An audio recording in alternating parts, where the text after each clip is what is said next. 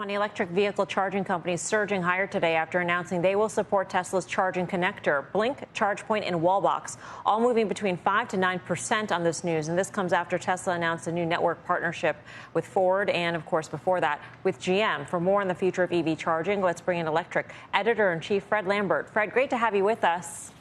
Thanks for having me. So basically, NACS becomes a de facto standard.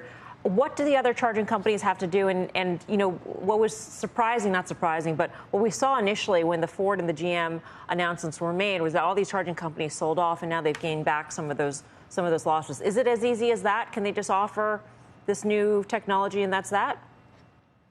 Yeah, it's just a connector in itself. So they already were offering several different connectors for a period of time between CHAdeMO and CCS. And then CCS seemed to have won over North America other than Tesla. So it's nothing too unusual for them to change a connector. And if anything, it was more about the market being a little bit confused about the situation, what was happening, because overall it's good news for everyone, because now it gives all these charging station operator and manufacturer access to a much bigger market in the EV industry, which is Tesla vehicle, which is the majority of the EV market in North America. Do you have a sense on how Tesla benefits? I mean, I understand that they opened the NACS technology up to other parties back in November, but do these companies have to manufacture through Tesla? Do they have to license the technology? Do we have any sense of what that arrangement is? So Tesla's in the process of making it an open standard, so there's not going to be any licensing costs or anything like that.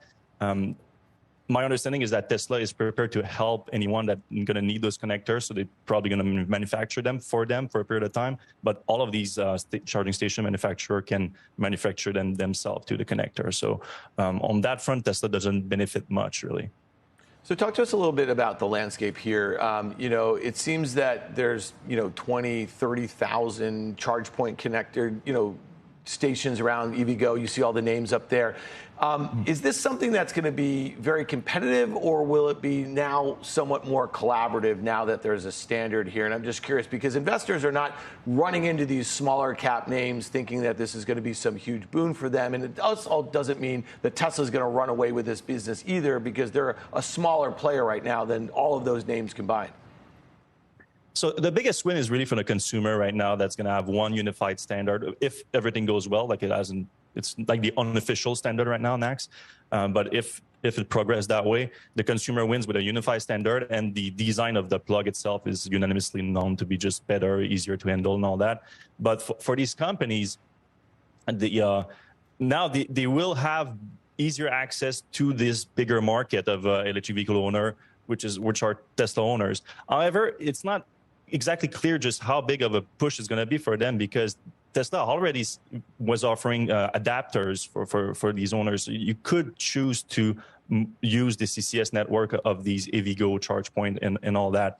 And the thing is that for the most part, Tesla owners don't use them because the supercharger network is just so much better, more reliable, they are available in more location with more chargers per station. So really, all these stocks, they're going to have to up their game in their charging network in order to get some of that market share from Tesla. It's Karen. Thanks for being on. There's some disgruntled Tesla shareholders, car owners out there who are concerned that with this GM and Ford tie-up that they're going to face longer lines. I know they'll be building more stations, but how do you think that will play out? It's gonna be a bit messy for the next year or two until the markets settle into this new NACS being the unified standard.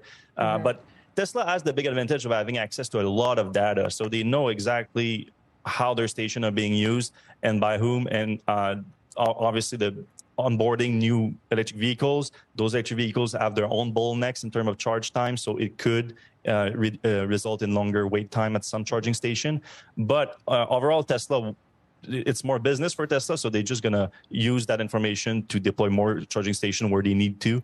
So yeah, it could be difficult for a few years, but I think long term, it's a win for Tesla owners too.